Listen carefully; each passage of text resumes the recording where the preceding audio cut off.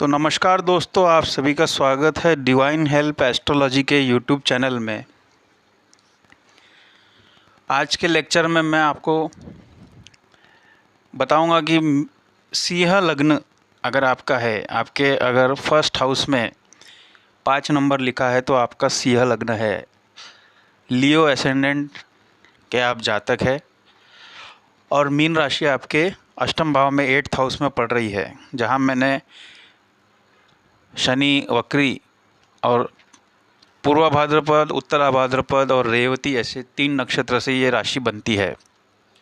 इसमें आप जानते ही होंगे कि 27 जुलाई को शनिदेव वक्री हो चुके हैं और 11 दिसंबर 2026 तक शनिदेव रेवती नक्षत्र में ही वक्री मूव करेंगे।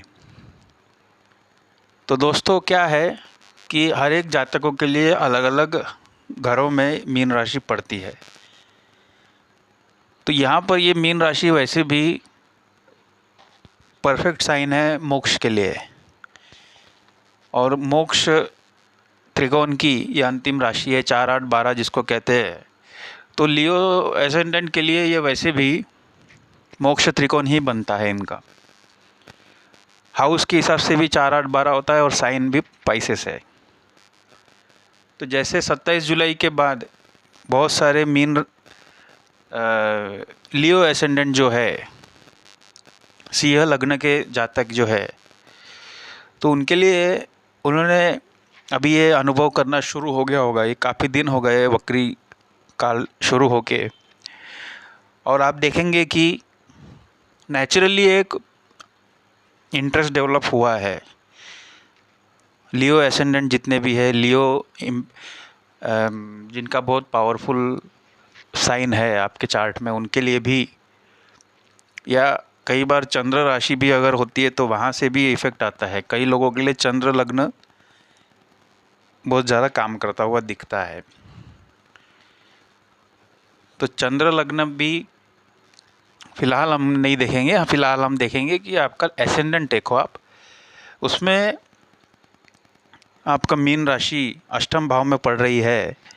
तो आपका एस्ट्रोलॉजी में, ऑकल्ट में, जितने भी ऑकल्ट हमारे सीक्रेट नॉलेज है, उसमें सडनली इंटरेस्ट डेवलप बहुत ज़्यादा होना शुरू हो गया है।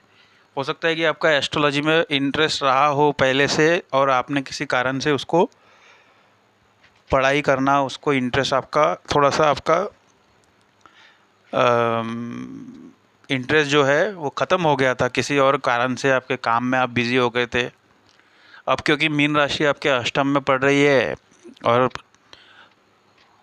जो ट्रेडिशनल एस्ट्रोलॉजी में सैटर्न की जो दृष्टि है, उसमें थर्ड एस्पेक्ट आपका 10th हाउस पे भी पड़ रहा है। तो डेफिनेटली आपका कार्य क्षेत्र में ट्रांसफॉर्मेशन, जॉब का छूट जाना, ये सब आपने भी देखा है, या जॉब में कोई डिससेटिस्फेक्शन होता हुआ दिखेगा आपको। ये एक जनरल रिजल्ट है। बट यहाँ पे एस्ट्रोलॉजी, ऑकल्ट, तंत्र साधना, मंत्र साधना, नाम जाप करना, है ना, तो ये सब आपको, ये आपने देखा है, ये आपको एक पलट के आया है। मतलब ये आपका जो एक इंटरेस्ट था, ये अभी आपको फिर से, हो सकता है कि वो किसी आपके जॉब लॉस के कारण या आपके कोई साइकोलॉजिकल फियर के कारण आप इसके तरफ फिर से बढ़ गए, और बहुत सारे जैसे एस्ट्रोलॉजर्स वगैरह को आप अप्रोच कर रहे हो हेल्प मांगने के लिए या कोई गाइडेंस मांगने के लिए। कंसल्टेशन आपने लिया है, करियर कंसल्टेशन आपने बहुत लेने वाले हो। अगर आपने नहीं आपने लिया है तो आप एस्ट्रोलॉजर्स को अप्रोच करेंगे और उनकी बातों पे बिलीव भी करेंगे। लेकिन यहाँ पे अष्टम भाव में वक्री होना, तो ये मैंने एरो में दिखाया है। वैसे भी भृगुनंदी नाड़ी के सूत्रों के अनुसार हम लोग वक्री ग्रह को एक घर पहले पढ़ते हैं। तो ये आपका 7th हाउस, यहाँ पे 7th हाउस में सैटर्न रिजल्ट ज़्यादा देगा।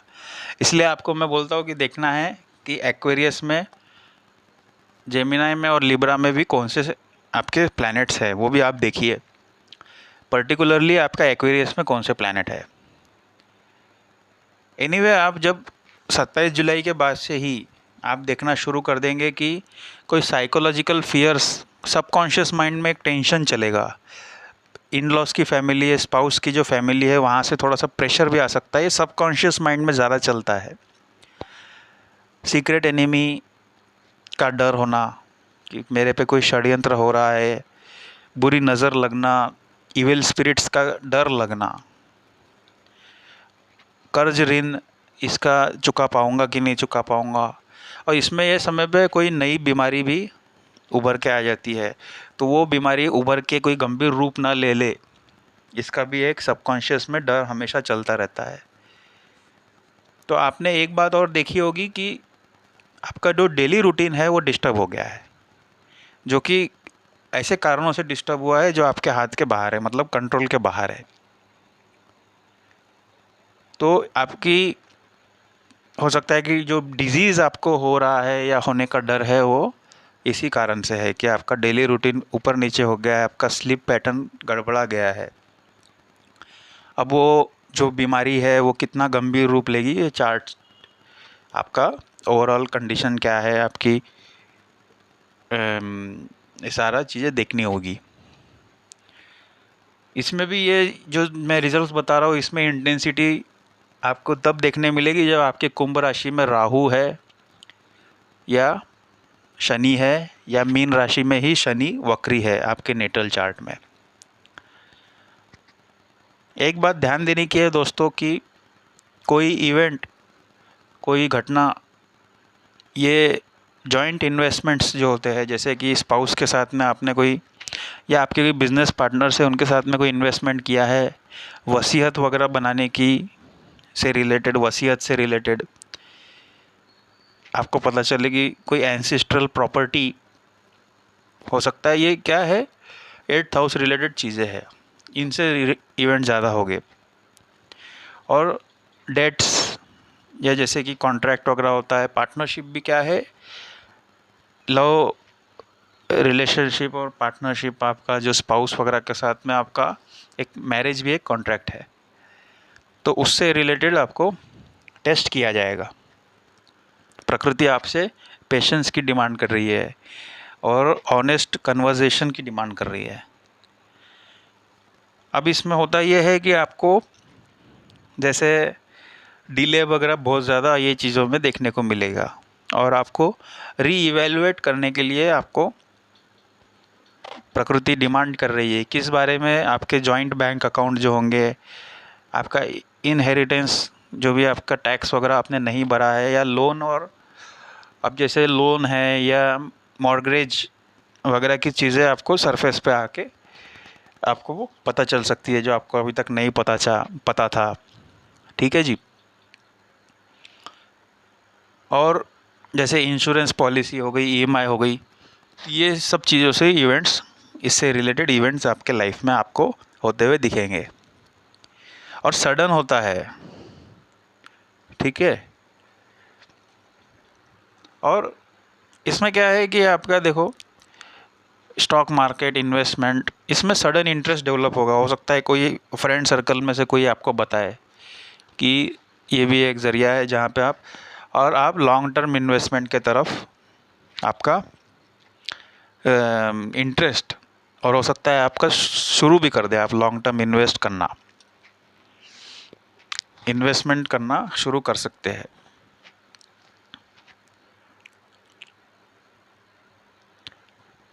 बट ये सबसे अच्छा टाइम है, आपके साधना का समय अच्छा है। मेडिटेशन में एक हाइट्स पे आप पहुंच सकते हैं। ये समय पे अगर आप साधना शुरू करते हैं, एस्ट्रोलॉजी सीखना शुरू करें, तो बहुत सारे नेगेटिव इवेंट्स भी आपके मिनिमाइज हो सकते हैं। अब यहाँ पे थोड़ा सा आपको देखना है कि जो आपके स्पाउस की फैमिली है, वहाँ से आपको कुछ थोड़ा सा प्रेशर आपके जीवन में आपको फील हो सकता है। तो आपको पेशेंस टेस्ट कर रहा है, प्रकृति आपसे पेशेंस टेस्ट कर रही है। आपके फादर के लाइफ में भी ट्रांसफॉर्मेशन, या फादर इन लॉ के लाइफ में ट्रांसफॉर्मेशन दिखता हुआ नज़र आ रहा है। इसमें कोशिश कीजिए अपना डेली रूटीन मेंटेन करने की। कॉम्पिटिटिव एनवायरनमेंट आपको फेस कर सकते हो आप। मतलब ज़रूरी नहीं है कि आपके वर्क प्लेस पे, बट इन जनरल आपको कॉम्पिटिटिव सराउंडिंग फील हो सकता है। ये सही समय है जब आपको करियर गाइडेंस आप ले सकते हो किसी एस्ट्रोलॉजर से, या कोई भी एक व्यक्ति है जिसको ज्ञानी समझते हो अपने जीवन में, उससे आपका जो सॉल्यूशन आपको ये समय पे मिलेगा वो मेडिटेशन में, एस्ट्रोलॉजी में, मंत्र साधना में मिलेगा। और आप सीखोगे, आपको इच्छा होगी कि ज़्यादा से ज़्यादा मैं एस्ट्रोलॉजी सीखूं, और वीडियोस वगैरह आप यूट्यूब पे और बाकी जगह आप ज़्यादा उसको देखेंगे। हो सकता है कि पत्नी जी या आपके पति, मतलब आपके स्पाउस, ऐसी कोई बात कह दे जो आपको पसंद ना आए, और इस पे आपको बिल्कुल आर्ग्यू नहीं करना चाहिए दोस्तों। आपके सिंह लगने के जितने जातक है उनके लिए शनिदेव ये 6th लॉर्ड और 7th लॉर्ड है, 8th हाउस में वक्री हुए है। रिलेशनशिप टेस्ट, और वो टेस्ट कैसा होगा? स्ट्रेस, कुछ चीज़ें आपको हो सकता है कि बाद में सरफेस पे आ जाए, आपके लाइफ पार्टनर के जीवन की बातें, आपको छुपी हुई बातें सरफेस पे आ जाए। बिजनेस पार्टनर के तरफ से भी कोई चीज़ें, छुपी हुई चीज़ें आपको सरफेस पे आ जाए। ईमानदारी से बातें कीजिए, बातों से चीज़ों को सॉल्व करने की कोशिश कीजिए।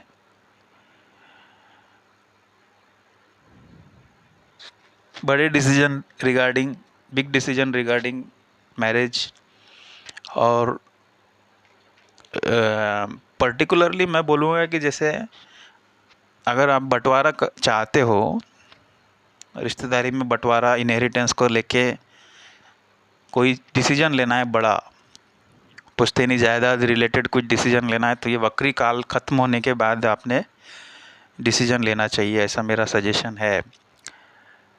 आपने देखा होगा दोस्तों कि आपकी एनर्जी बहुत जल्दी ड्रेन हो रही है,